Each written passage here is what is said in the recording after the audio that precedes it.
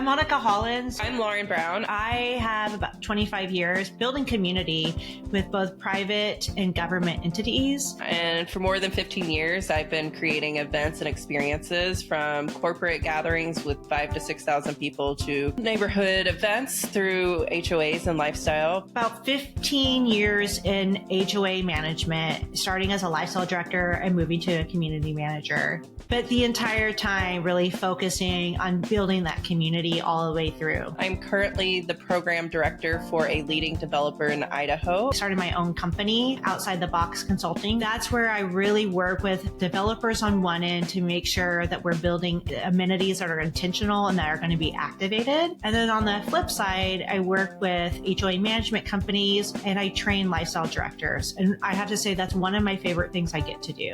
I really just truly believe that lifestyle is the heartbeat of a community, and I'm really excited that I get to do that day in and day out, and I'm excited to chat about it with you and all of our lifestyle friends.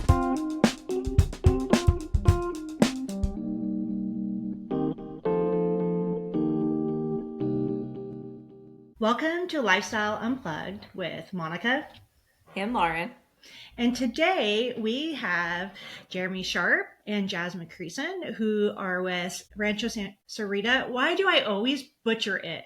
Like I envision like the name, and for some reason I make it so much more complicated than it needs to be. But when I read it, I'm like, oh, Rancho Shuarita. But when I'm like thinking of it, I make it like it's a very complex word. I'm so sorry every time. Anyways, Jeremy is the amazing developer there, and Jasmine is the amazing lifestyle. Is it director? Yeah, lifestyle director. Lifestyle director. And we are so excited to have you both on. I've known Jeremy for a bit now, and I have to say, Jasmine, this is our first time chatting with you, and Lauren's first time chatting with both of you.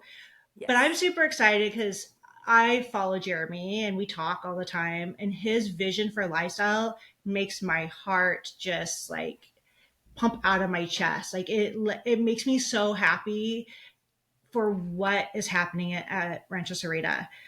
I said it right. So without further ado, let's just jump in and find out what everyone's been doing this weekend, and we'll jump into our questions. So Jeremy, tell us how your weekend was.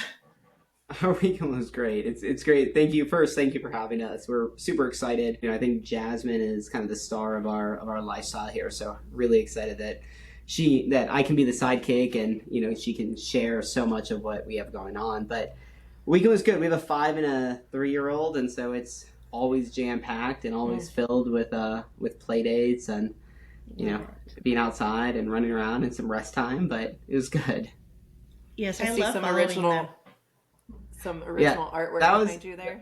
That's like a couple of years old now, so or a year old. I think it's time to update. They've gotten better at their artwork. Robbie's in the lines now, which is good. That's nice. But I like it. Leaves a lot to the imagination. Yeah, exactly. So it's very good. Jasmine, if they're not going to be developers, maybe artists is what they're calling us. you never know, or maybe they could be designing. For you. Designers, there you go. Yeah. So Jasmine, how was your weekend? Anything special that you did? It was good. I worked all weekend, which is always fun. But it was also my niece's first birthday party, which we actually hosted at the clubhouse on Sunday. Oh, that's that awesome. Was really fun. This last weekend? Yeah, so we had a couple of room rentals on Saturday, and then we partner with a group for families with special needs, and we had a special needs homecoming dance. Yeah, we're going to put a pin in that part because I think I want to come back to that in a second. But did you say you had your niece's birthday there? Yes, my sister's daughter's first birthday. First birthday. Yeah, it was a blast. We had it in our kids club building, which connects to like our preteen, and we have the train running the whole time. It's a train. Yes. What? Great train. It's actually huge, and we actually have it running every weekend for all the residents to enjoy it. I wish I could share a picture with you. It's pretty fabulous. It has a little cart with like the steam engine and the train sounds, and it has 4 different carts. The last one is it is a newer train. We've had it for a few years now. It's handicap accessible, so the back comes down. So it's actually nice. It's really popular at the So clubhouse. I know you want to put a pin in it for later, but the I did warn Monica ahead of time that I tend to kind of take over or talk a little bit, but the special needs program is, I mean, this is all part of this kind of focus on families with special needs that we do, and it is one of my favorite things that we do. It's being a developer, we travel around and we look at communities all over the country and kind of borrow the best ideas and kind of put it together. And we'll kind of share of like why we manage our community when a lot of other developers don't. But as part of that, we get to share so much of what we see with our lifestyle team and our facilities and community management team. But this program was created by Michelle Moreno and Jasmine, and really out of a necessity and just a knowledge. We have a very, I would say, robust focus of being a place where families with special needs are welcomed and engaged and connected, and they do monthly programming. But really what I didn't realize, because I didn't grow up with a loved one with special needs, was that the brothers or the sisters don't get to experience Rancho Shuarita like their peers do, like their friends do, for those that don't have special needs. And so my brother may have a need that prohibits us from going to the water park all the time. And so when we're able to open up our water park for just for families with special needs, it's those kids, it's those families, the entire family that can really enjoy it. So it is one of my favorite programs that they do, and we have people that move to our community just for this relationship and just for this small community that we've been able and our team's been able to cultivate here. That's so cool. I just can't, Jeremy, every time we talk about your community, like I love it more and more that you might just make me move from Texas to Tucson. Like it is so amazing. I have a nephew that's special needs, and I think you guys hit on something that is really important. Is I think a lot of communities and developers, they plan for these amazing places, and places for kids to be and adults to be, but I think sometimes with the pool is kind of secondary because you have like the standard lift usually because that's part of the requirements, but I think play structures a lot of times kind of get missed for kids with special needs, and the fact that Oh, sorry, I didn't mean go to. ahead. No, go ahead. At our adventure park, which is at the clubhouse, we even have equipment for kids with special needs to be able to easily access and easier equipment specifically for them to be able to use as well. We really try to hit the nail on anyone that is that is a part of our community. But you talk a lot about, we're 25 years old almost, and so you talk a lot about lessons learned. That wasn't the original play structure. And so what we were able to do was kind of recognize a need and make adjustments as the community evolved. And I think that's as for these larger scale communities, especially in markets that you aren't in and out in 5 years. So if you come to Tucson, if you come to Southern Arizona or other secondary, tertiary markets and come work in our markets, it's a little bit slower than in Texas. But as part of that, it does provide a great opportunity for us to see those special moments and create both on the hard assets as well as the programming and keep improving what we're doing because we're learning from 25 years of experience. Well, and that's what it's all about. You keep learning. I just want to jump off of that though, is you're always focused on learning. You're always doing as much as you can to learn about the next thing, or maybe it's just something that is present, but hasn't been, brought into the programming. And so to everyone who's listening to that hasn't looked at doing something for people, for our disabled community, really take a look at how your community can really cater to them and make it a place where everyone can enjoy. So Jeremy, I just love that. We'll have to move on because I could talk to you about that all day long. Because it really gets me excited to hear the inclusivity. And then Jasmine, I had heard from a little bird that you had a charity that you led or a nonprofit. Yeah, I do. It's called Jasmine's Lunch Break. I'm sure the little birdie was cheering me. And I don't mind just quickly going over that. So I actually had a liver transplant when I was 16. So I spent a lot of time. It's interesting because I didn't grow up. It's genetic, but I didn't Mhm. really develop anything until I was 15 when I started randomly having a Mm. lot of issues. So I spent a lot of years in and out of quite a few different children's hospitals.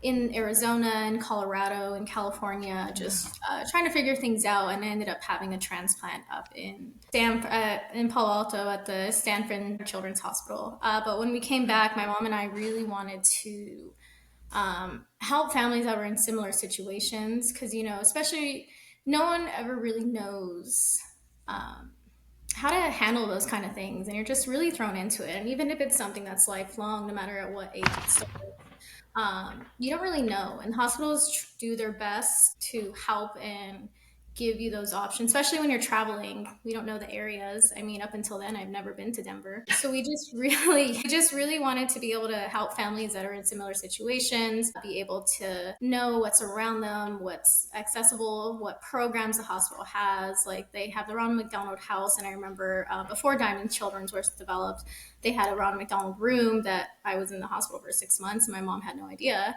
until a nurse randomly said it.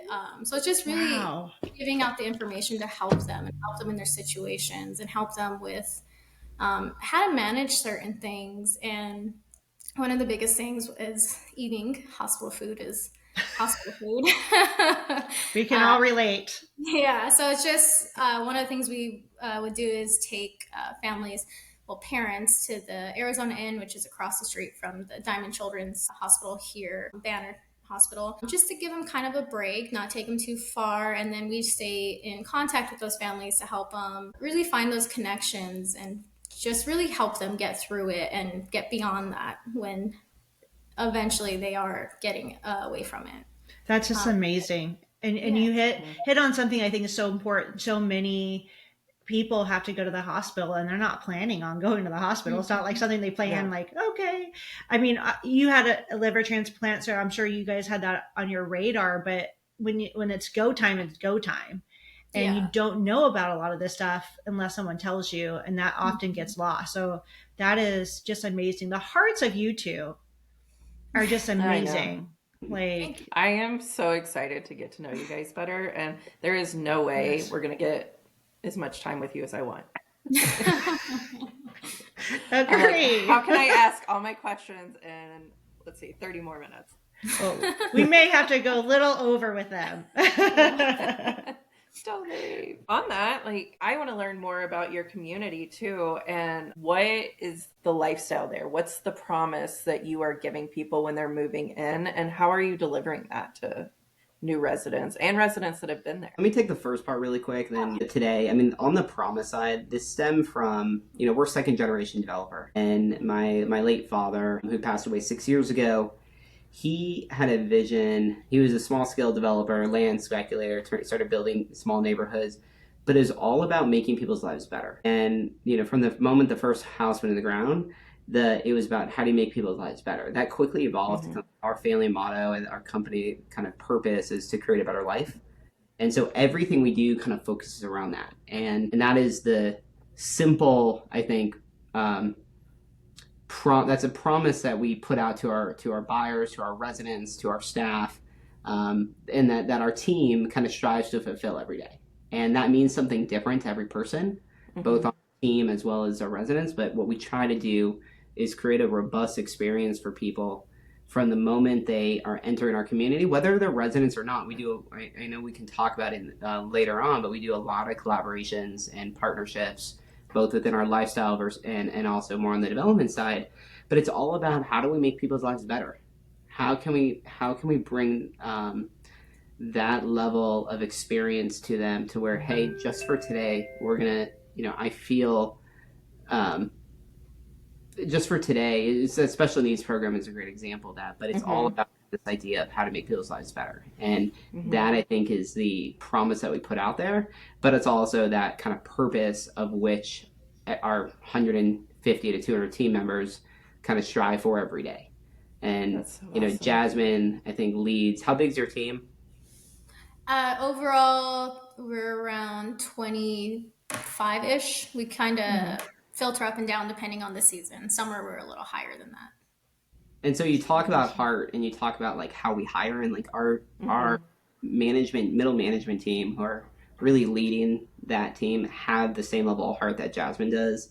And Jasmine has a tough job because she's managing and leading a team from 15-year-olds, 16-year-olds, their first job, all the way up, people in their 60s, right? And so Wow. she has this experience that she needs to share and also help people inspire and get to that level. But anyway, I'll let Jasmine kind of lead into what we do today, but it all stems from, I think, generational family values of this idea of how do you make an impact, and how can we just happen to do it through community development, and how can we use what we do to make people's lives better.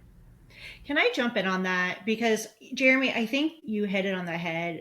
I love the website, how it talks about your dad and the very beginnings of when he bought the property and his vision for it. And what I love about it is it's more than looking at it from an investment standpoint, but more from a community standpoint and his vision for it. And now to see you guys continue to carry on his legacy and to look at that community, you see it all the way through everything you guys do, whether it's right outside, the community of Rancho Shuarita, and you're working with outside your boundaries, so to speak, with other organizations, or whether it's, within. I think that is so important to understand is what you're doing, what you guys have been doing has been very intentional.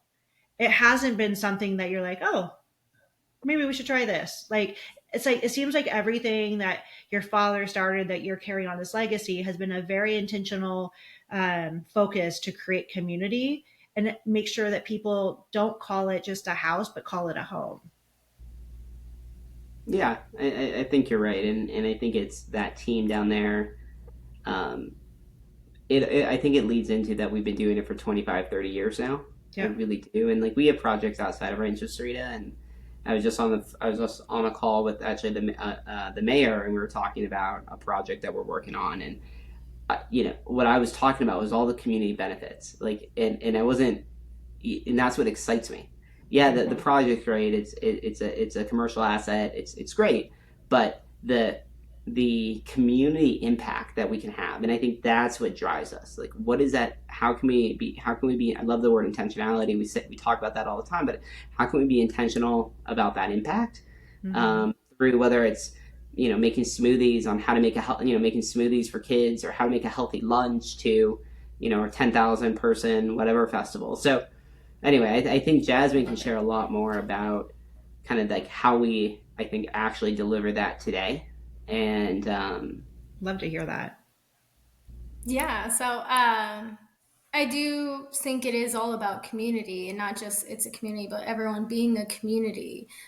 We really try to connect everyone through all of our events, our wellness things, our pools, our gym. It's really, as overall, we really are trying to make those connections. And I do think that is what makes it a little different in Rancho Shuarita. And like Jeremy said, our whole motto is creating a better life. And I think is what we are doing at the clubhouse. It's a very day-to-day project of what works best, what the residents are really enjoying.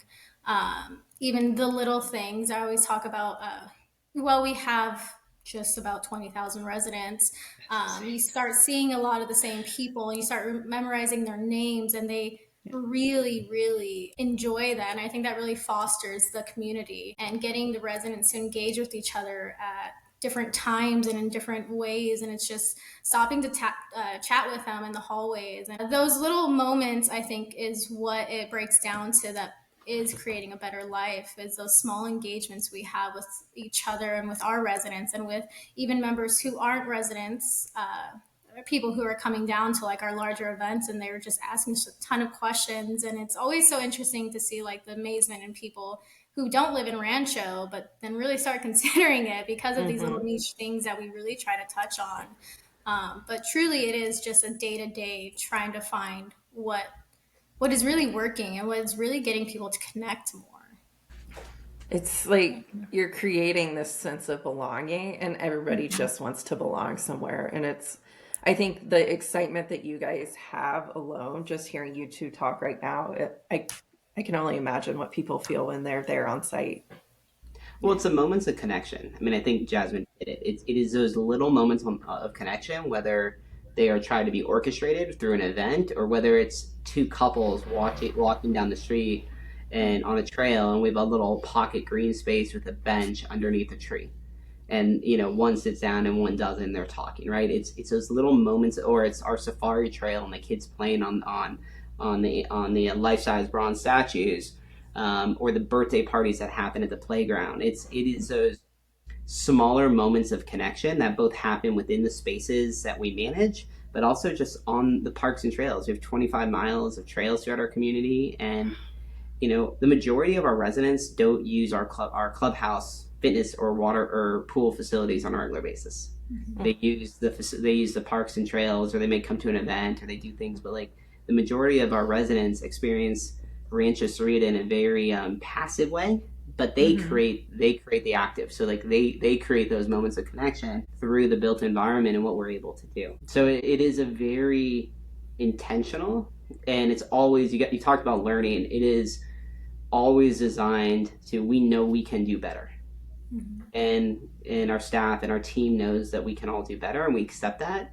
And I accept it all the way from, the activities person who's just learning on their first job, all the way up to our senior team, and say, hey, how do we keep doing better? We're doing great. How do we keep pushing? And so it really kind of leans into that concept of just being a learning organization and hiring really good people who kind of have that in their heart. They will have service in their heart. They want to build those moments of connection. I think that's so key, that hiring and having people on your team that can carry your vision and mission. It makes all the difference. It really does. So Jasmine, a little bit about your background, because as I think of 20,000 residents, like just a few. It's just like a small city. I mean, it is crazy. And thank God you have a team. So Jeremy, thank you for giving her a good team.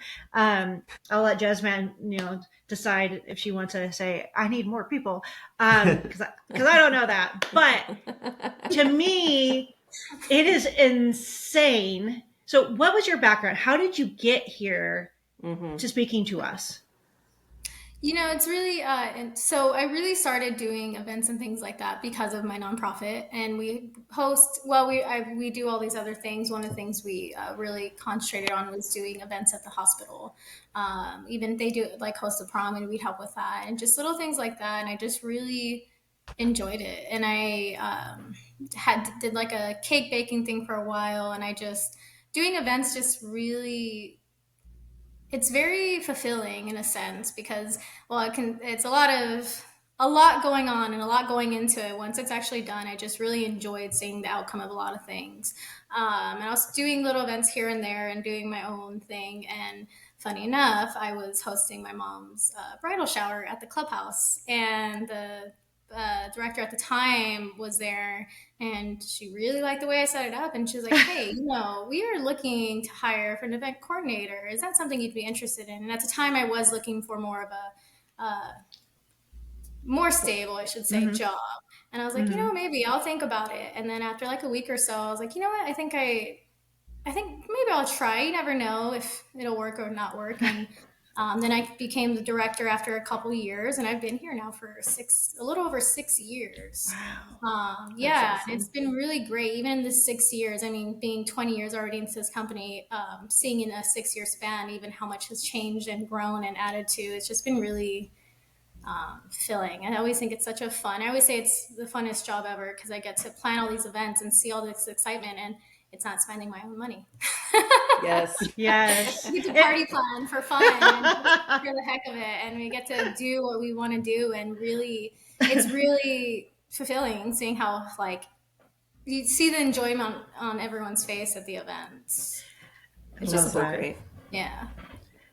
And I think that, it's kind of interesting. I was thinking about the story I heard about a developer, that there's two developers, and one just, he was only in it for the money. And so he burnt out, and he's like, forget this, I'm out. And then there's another one who was there because he could envision the girl coming down the staircase for her first prom and creating those memories. And so he understood it was so much bigger than the house. It was really about, making memories and creating memories for families. And that's how I look with lifestyle the same way, right? It's like you could get burnt out in lifestyle if you're just there just to put events on and go home and check out. But if you're passionate about what you do, if you really invest, you get to see so many amazing traditions being created within these families.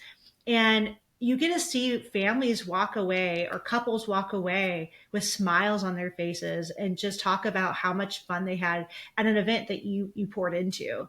And so I just love, because you're seeing that, we see that those two examples with both of you. And I think that's what Rancho Shuarita, one of the reasons why it's so special is because of the vision that you guys both have. So that's awesome.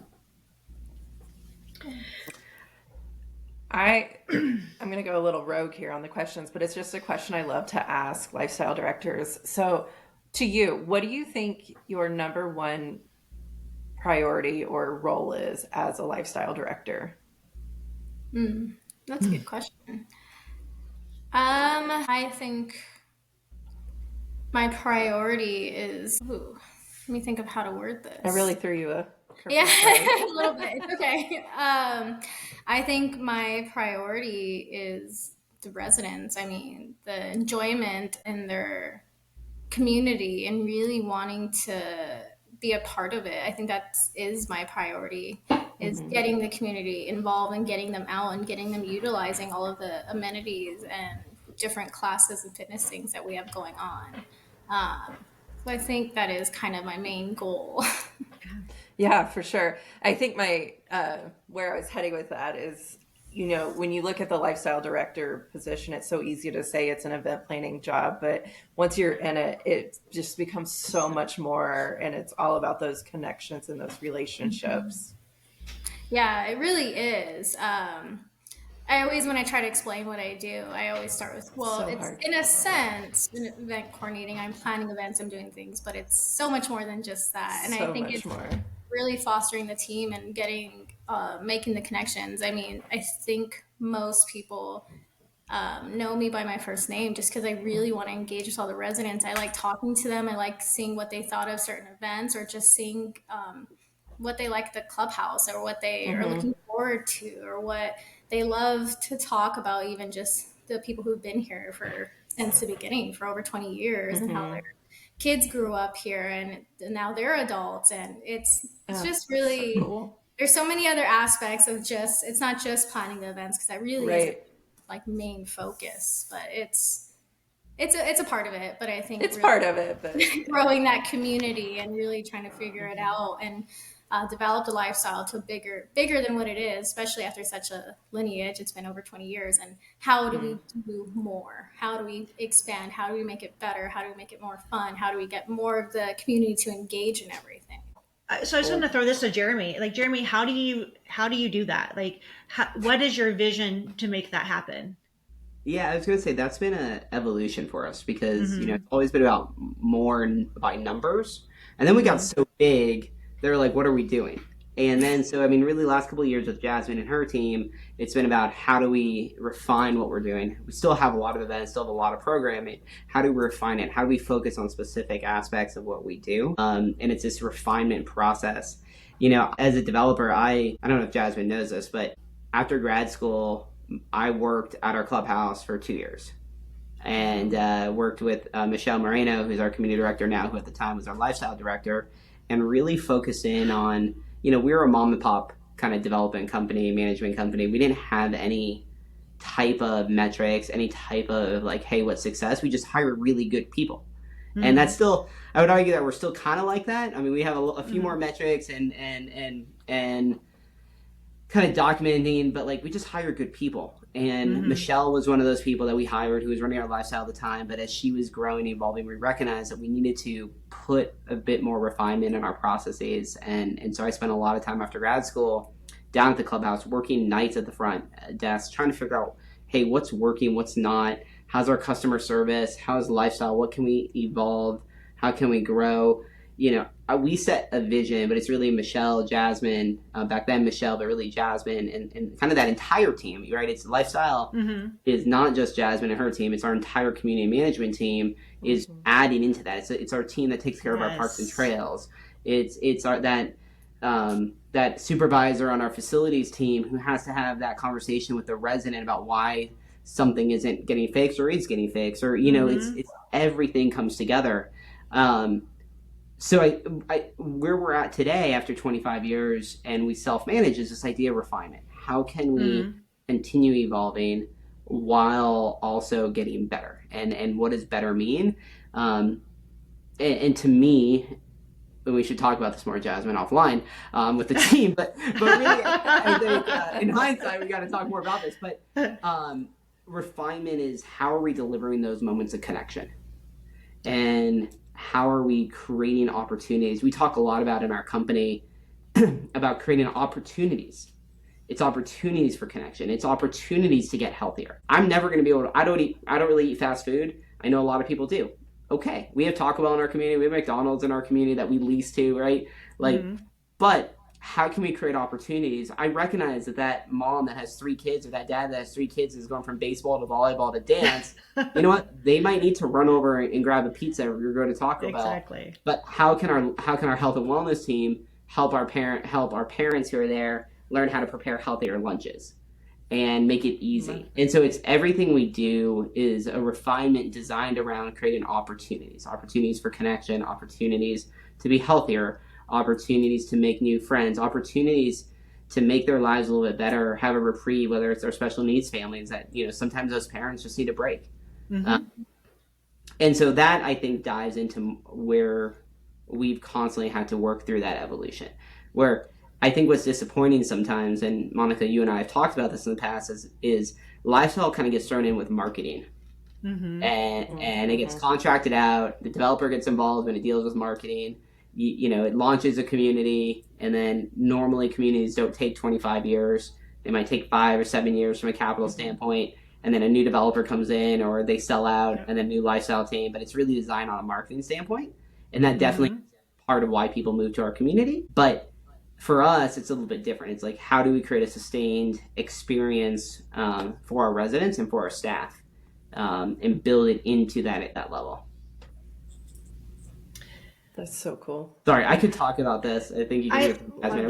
We could talk about this for hours. About I could literally too. I know. I was just going to say, Jeremy, hence why you and Jasmine are on. Like, you're our first developers, because I just feel like you're so aligned with understanding the importance of connection, and more just, and like you said, more than from a marketing standpoint, it's a real intentional value of what you guys do.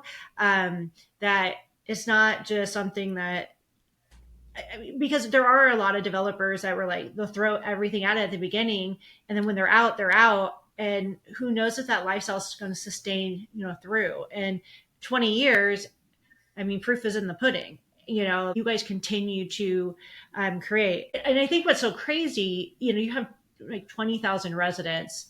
And I read that you have like 320 plus events. Just a few. Where do we begin, Jasmine? Like that's amazing. How does that work with your team? How do you guys like create a way that your team's not getting burnt out, that they're staying excited and motivated? Can you kind of walk us through that process? Yeah, I think it's really a balancing act. We don't I don't want to say we don't, but we don't typically do like fly by the night. We really plan ahead. Even right now, we're developing the calendar for 2026. So we already know what we're looking for. Well, we have staples that we've had for years. Every year, we try to add in new things. And going into the events, even I tell the coordinators, yeah, we've done, which is, I know, Jeremy's favorite, and it's actually one of mine as well, story time. We've done that for like 10 plus years. It's a I toddler wrote reading. that down as my favorite event.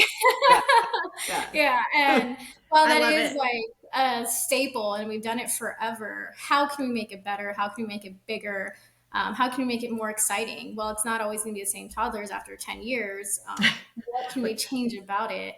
And I really try to push the coordinators to come up with new things. And I think really giving them the space to create their own vision of what they see. They come in and I say, well, this is what it currently is, but change it. What do you think we can add to it? Look, let's start the first one and see what the basis of the event is, but how can we change it? What can we add to it? Our new events, we do weekly meetings, actually do weekly meetings with coordinators. Let's break down where we are with our events, what's coming up, what we need to do. But it's really staying ahead of time. They know what they're working months in advance. We try to get things planned and taken care of, vendors and orders and things like that, well over a month in advance for every event. So, we are currently in September. We're already in November, December for our events. So it's really just staying ahead of everything and trying to balance out. Currently, it is three of us planning these events. But it's really balancing everyone to have, because we do a lot of day events, we do a lot of night events, we have events every Saturday and Sunday. It's finding that balancing act so no one is getting burnt out, so everyone is comfortable, so they don't feel they're overwhelmed. And I feel that's actually one of the reasons this past year I started doing weekly meetings with them, we talk every day and we talk about everything. I sit down with them for a couple hours to I always tell them, oh, it's only going to take like 30 minutes. And then we sit for 2 hours in their office, just hashing it out and going through things. And I think it kind of brings a sense of calm and clarity so they don't get overwhelmed with everything we are doing. And it's really just having the right team and knowing they're also enjoying doing it. I was just going to say, lifestyle directors only having 30 minutes when you have, especially when you have more than one, that is that's, I think, what we're struggling with right now. We have three, and then we have a lifestyle minded developer with us. So it's like, oh my gosh, we could just go on. So many things to talk about. So many things. I think from a developer perspective, though, especially whether you self-manage, you work with one of the large community management companies, it's how can, so they're doing their budget and their calendaring we have a very large HOA budget with 6,000, 7,000 homes, as you can imagine. But, and so they're doing their budgeting now, and it takes the entire team months to put the budget together. And as part of that, lifestyle is very important, because that's when she's saying we're planning events. They are literally trying to put numbers to events that will happen next November. I always kind of throw a crux in the my accounting side of the business a little bit, because I say, to me, numbers don't matter. Hey, if Jasmine has a great idea, let's find a way to get it done. And so I think that's the important side, whether you're a developer that you're working with your own team or you're working with a community management partner. It's how do you keep that idea especially where you're not held tight to a budget, which is important. But, if Jasmine has a great idea, I want her to go explore that idea and try to make that happen. And if we need to increase a budget or take money from one event or one part, something a month from now, and try to move, we can deal with that later. Let's really be intentional about what can we do today, and how do we bring new ideas in so it doesn't get stale. And it has. We've had every ups and downs that you can imagine over the last 20 years, 25 years, with different leadership teams and different that want to put their stamp on it that didn't necessarily meet where we're going, or COVID, or anything else that you can imagine. But it's this constant idea of just making sure that minds stay open. And I think when you're budgeting, that's really important, right? It's how do we, when those marketing dollars that get applied to lifestyle go away, how can we keep that uniqueness alive and those thoughts, and then how do we maneuver the budget to be able to meet those needs? I love I think that. you are every lifestyle director's dream to work Yes. for. I mean, Yes. When you do a whole over meeting like that, and Jeremy's like, "Oh, it doesn't matter. Just if it's, I think that'll do great. We'll figure it out." I'm like, perfect. I think I drive Yes. I drive our community director nuts and our controller Absolutely. nuts. I'm a yes person. I don't like no. I mean, I think it stresses her out a little bit, but it makes me excited. I'm like, go for it. Let's go for it. yeah. obviously you guys are doing something The right. thing I can't say, that really gets me is when, this is why it's either, we've always done it this way, or, we can't do something because of this. I'm like, Yes. first off, if you've always done it this way, let's reevaluate, let's think again, or let's kind of think. And so it's this constant process. And I've stayed out. I try to stay out. I come in a couple times a quarter maybe, and throw my 2 cents in, but really try to stay out of what they're doing, but really focus on hiring the right people who can, who have that vision and kind of can. But I have come in when at times where I've felt that we need a little shot and of vision, I would say, in culture, not necessarily ideas. I don't actually have that many ideas. I just come in and do the culture side and try to refocus people on the why. Because it does get, our team across the board, not just lifestyle, it's a grind. And you have a lot of residents and you're constantly dealing with problems and putting out fires. And I get it. It's a tough job. And one, we want to celebrate what they do every day. And I wish we could do more. And we're constantly trying to find ways to do more and truly share our appreciation, which I don't think we can do enough. But it's more so recognizing that most people are really happy. There are people that are not. And you're constantly kind of working that side of the business too in the HOA world. And so it's kind of the two sides of it. I will say, just lastly, you said something about like how we're managing everything. Our goal is to ensure this community thrives when we turn it over.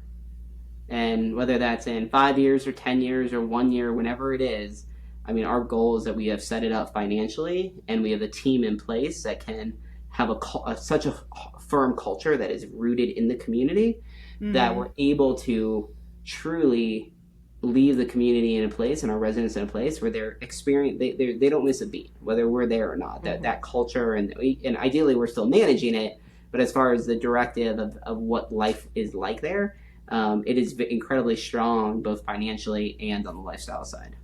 Kind of going back to lifestyle, Jasmine, we talked about the amount of events. How do you guys do clubs there? How is that managed?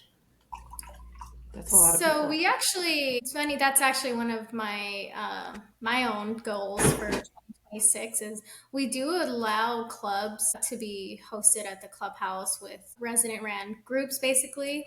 And we used to have a few of them and it's really wavered down. I think currently we have a hiking club and a couple smaller ones, but it's actually one of my goals and it's on our calendar and stuff to start developing as of December to really get a push out to residents to really foster those kind of groups. Because I do think while we are building a sense of community, we are having these events that are trying to connect everyone together. I think those smaller groups are what really makes those connections. And and I've been to a few other communities. There's quite a few retirement communities in Shuarita and Green Valley, and they're really heavily in the group, like having groups there. I went to Quail Creek, and they have like a wall of different groups, the resident rent groups you can sign up for.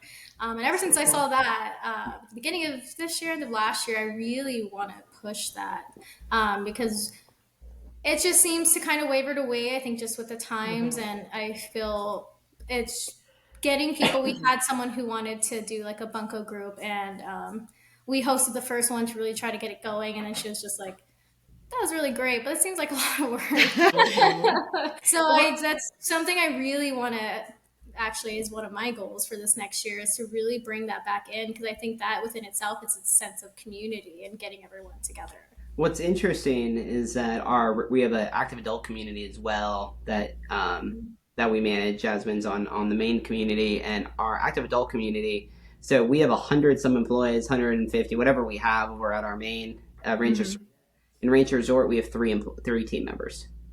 Wow. Now there's 500 homes over there, but they do 100 some events a year. They have, I think, 40 clubs. And so you look at the difference. I think part of it's demographic, right? We're a very intergenerational community, so we do have a lot of active adults, but the majority of the community over in Rancho Shuarita tends to be younger, even if they're older, they're still working, still engaged. And over at the active adult community, like Quail Creek, which is a Robeson active adult community, I think it's demographic. They have a lot of time. So that team over there, that lifestyle director in over there, they really cultivate the clubs because they have those times. And I think we've always struggled with clubs partly because I think of our demographic. And then I think it's also the concept of we have an amazing lifestyle team, and that's somewhat they're like, oh, well, Jasmine will do it. We do have a good homeschooling club, right, Jasmine? We do actually. And special needs. I think those two are really, part of it. Yeah, we do have the homeschool. We do the homeschool PE. Our fitness coordinators run a homeschool PE with them once a month. Once a second time once a month. They do like an in-class get-together at the clubhouse as well. And then, like we discussed a little earlier, the special needs group, we have an event with them monthly. And actually, one of our fitness coordinators just got his certificate to teach fitness groups for those with special needs. It's just pulling in those different groups, and we're just trying to develop it more outreach. I love that. And yeah, I think clubs are really important, and it's something that really it's creating community within community. But to Jeremy's comment about they expect you to do it, Jasmine, I to a point I could see, with having so many events and seeing that you guys have so many things going on the weekends and different things like that. To me, I'd be like, why? Like, I'll be too busy with the club and I won't be able to go to Jasmine's events. Like, so I get that. And so one of my questions I have for you is, with having so many events, do you guys charge for events? How does that work? So it's actually a rarity that we charge. We charge very few. So that many events, there's probably less than about maybe 10% of them do we even charge. And it's typically more so our ones that we do different outings for. We have a 50 plus older group. It's called the Saguaro Club. And we do events for them monthly. And then we do outings to different places. Like we're going to the Cardinals game in November, and we're tailgating and all that. And that is a charged event just because it's just so much more of an expense, so much heavier. We have the transportation, it's the tickets, it's tailgating.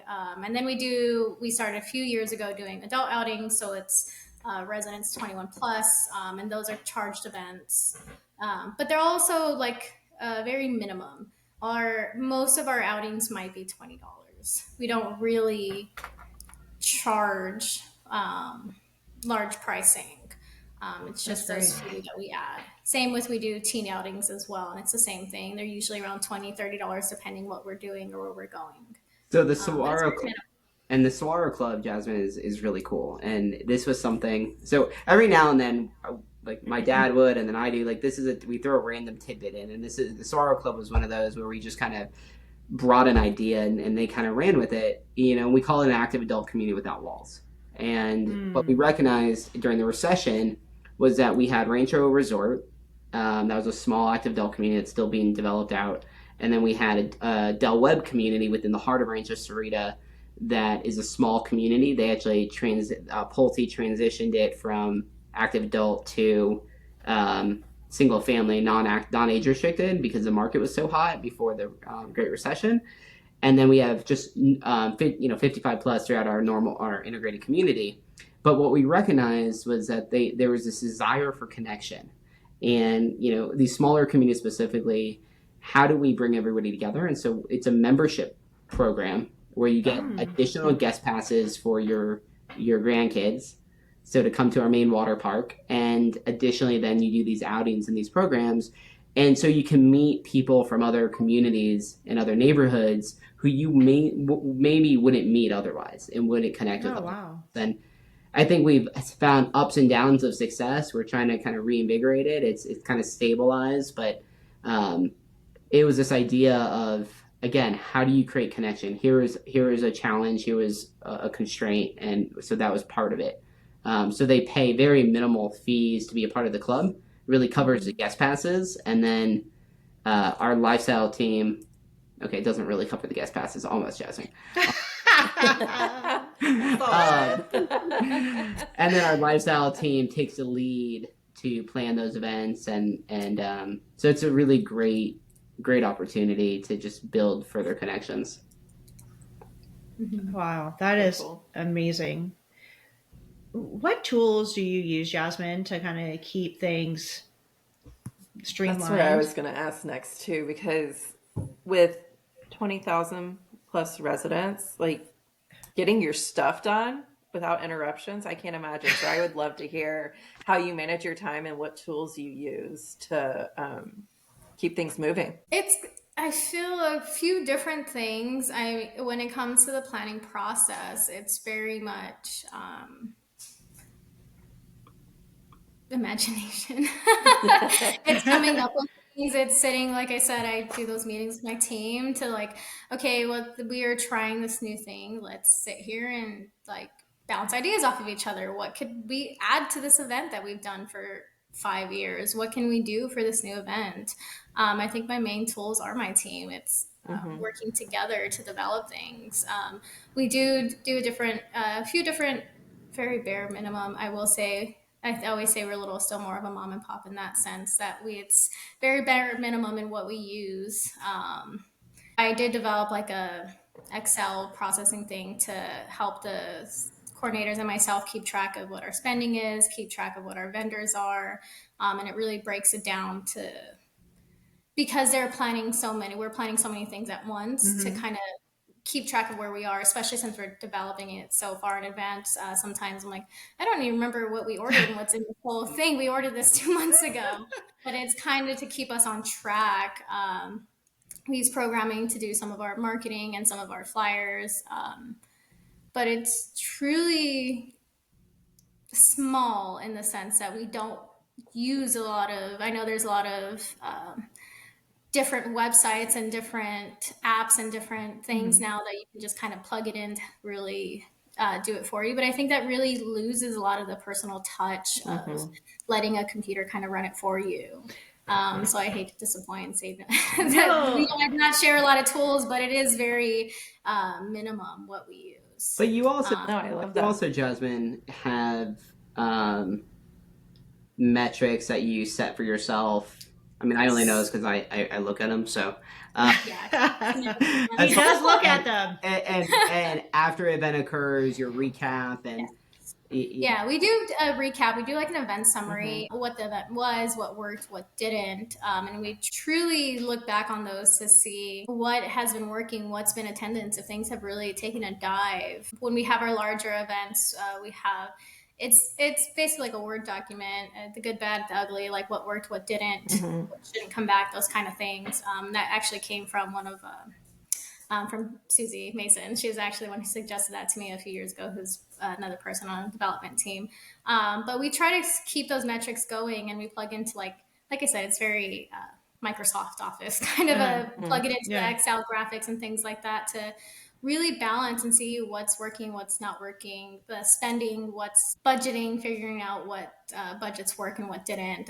If we needed more money to make things better, which I always think with our bigger events every year to do more, we need more. But sometimes it is cutting back because it turns out it is we don't need that much. But But that really is our main like tools for that kind of stuff. How do you keep the lines of communication open with residents? that's what I want to know. No, that's exactly the question I was going to ask. So a lot of times, and I even with my younger staff, because like Jeremy said, a lot of the event staff is coming from it's their first jobs. Mm-hmm. And it's always like having them do it. I think it's a good practice for them. But during certain events, like we host a coffee social, it runs basically the school year, August through May. It's every other Friday. And it's just a very simple come. We have bagels, donuts, fruit, just different things, coffee. And I always take that time, or like during Swirl Club events, to walk around and talk to them to see just how things are going, to see what they've liked. We just hosted a different event for Swirl Club. It was a new one. We did like a whodunit like night, like a murder mystery. A lot of positive feedback. They love that. But it's just talking to the residents.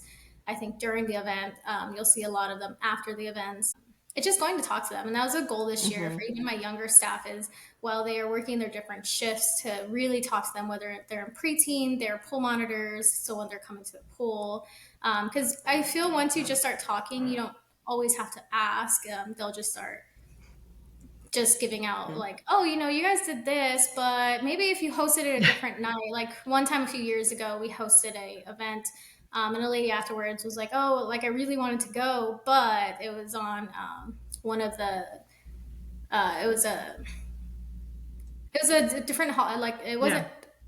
It was I can't think of the event, and she told me what it's called, but it was for Hanukkah. It was one of the nights of Hanukkah that she had to be doing all that, and she was like, I really wanted to go, but it fell specifically on that night that I can't not attend this. I was like, oh, I'm really sorry, I didn't know that. So then we added those dates into the calendar, so we're more aware of what's going on. I think well, and we're getting close to time. I have a question. Now I'm going to take over because I have a question for all three of you. But before that, I think the other thing that they do really well is across the board, whether it's talk to residents. And admittedly, we have never done quantitative data well. I think Gotti Kaufman did one segmentation thing for us, or data and research for us, and we just have never. We've done resident surveys once a year. Our communications team does, and our lifestyle team, but beyond that, we just historically have not executed kind of resident feedback using surveys and focus groups really well. What we've done historically has always been this qualitative one-on-one discussions and using our team to find it. We're actually talking right now about doing a larger community survey. We did one in 2015, so I haven't done one in 10 years. But I think that's something where we have not necessarily, everything's kind of our intuition, our gut, and lessons learned. And we've been able to do that. And but that is something I think we can do better. I have two questions. Can I ask two questions? Of course. I didn't warn Monica about that I'm like this, but I have a question for Lauren and Monica, and then Jasmine. I'll start with you. I have a question for you.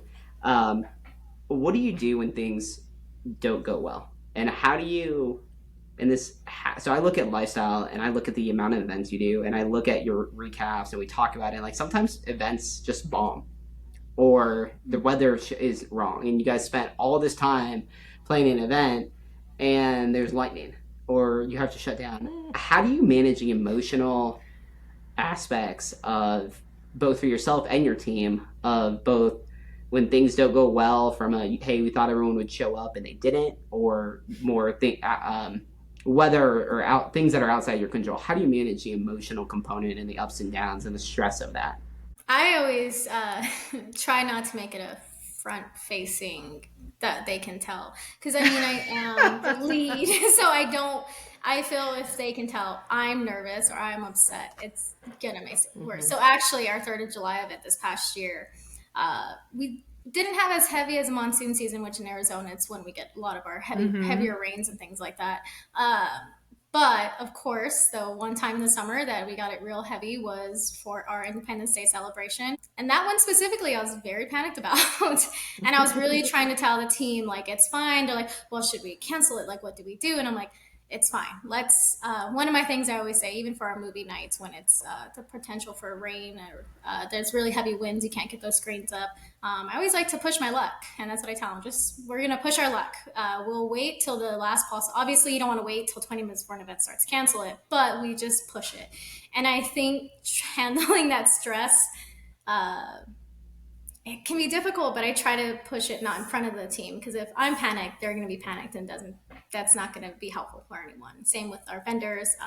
And sometimes, we try new events. I always say if it's the inaugural year, give it a second try, give it a third try. Sometimes Mm-hmm. those first times they're doing something, they're not going to do well. And that's Mm-hmm. okay. It's just a stepping, stepping stone. Like we just, well, maybe it's because of this, maybe it's because of the day we planned it.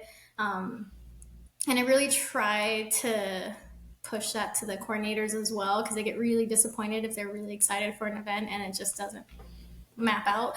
It could be a thousand factors, and weather is really a big part of it. Funny enough, even for indoor events, Mm-hmm. like we had one of our toddler events a few weeks ago, and it was just like overcast, and I was like, our attendance is going to be low. And they're like, you think so? And I was like, yes. Don't take offense to it. People don't like to go out when there's bad weather, and it's Yep. okay if things don't go as well as we think they are. It's just trying it again. And I mean, after a few times, maybe it is time to maybe mix it. But it's just trying to handle it. Like I said, I like to push my luck and trying to handle it like gracefully and not let the team see that you're also stressed out. That's kind Definitely. of how I kind of like push it. I don't know. That's my main thing is pushing my luck with mainly when it comes to weather. Yeah, I think I mean, it's a good point. We talked about our first, I don't know, I think it was our first podcast Mm-hmm. about, following your gut, because there is something that a lifestyle director just knows intuitively. When the weather is coming, Jeremy, we're hyper vigilant. We're looking. A lot of it has to do with the event itself. Can it be moved inside? Can you adjust? There's certain things that can, um, be moved. It all depends on the community and the space. But whenever I've had lifestyle directors going, I don't know if I should cancel this event, I'm like, I need you to follow your gut. What is your gut telling you? And then what's our plan B? Like if your gut saying is going to be bad, well, what is our plan B? How do we roll that out? Whether it's, hey, we moved it inside, or we've changed the date, whatever it may be. But I think, to Jeremy, to your point, what you asked us is a very real question for each of us, from and probably all the lifestyle directors listening, because we do pour our Mm-hmm. heart into these events because they are a representation of us. And so for us to have to cancel an event, it it sucks, for a lack of a better word. It just sucks. And because Mm-hmm. one, we know how much money is spent, even though it's not our money. We know how much money is spent. Two, we know that we have residents looking forward to coming to these events, especially if it's traditional events. That's even a harder one, because they come around four times, one time a year for each of them. Mm-hmm. And so I think, when you look at that, all of that stuff kind of goes into it. But at the end of the day, resident safety is first and foremost. And if you can't guarantee that your residents are going to be safe, then it's just not worth it. And you just have to say, this is what we're going to do to pivot. Well, I think I want to. We probably don't have time, but I want to dive. We'll talk offline, Jasmine, and you because I want to dive deeper on the emotional side, because I think what isn't covered in kind of these jobs. I mean, there's a level of stress that you guys Mm-hmm. all have in the lifestyle side, uh, Mm-hmm. and I've seen it now. As I've worked with our company for 20 some years now, like I've seen the stress it puts on people. And Mm-hmm. I think that's a topic for future podcasts for you guys. Is how do you take care of yourself? How do you ensure that Mm-hmm. Yep. you might have an angry resident, you might have an event that doesn't go wrong. Like, how do you take care of yourself? And that was kind of where I was going with it. But Mm-hmm. Monica, my question for you, and Lauren, you Uh-oh. too, but I don't know if I won't put you on the spot for this. Other than other than a community farm, because that is one amenity and that's one experience that I think we're missing in which Monica and I have talked about. What? Mm-hmm. And you haven't been to our project, but what's an amenity or event or program that we're missing Oh my based on gosh, your Jeremy. research and all of our conversations? Ah, geez. Um, you know, that's a hard one. Like, if it was any other community, Jeremy, I could spit that out so fast. The fact that your community is so vast, and there are 320 events, that I have to say I have not looked over your calendar. Um, I would say that I would say clubs are probably your most important aspect, because, like I said earlier, you I was told this a long time ago that you have to create community within community. And that was not from anyone on the residential side. That was at a private health club that I worked for up in Phoenix.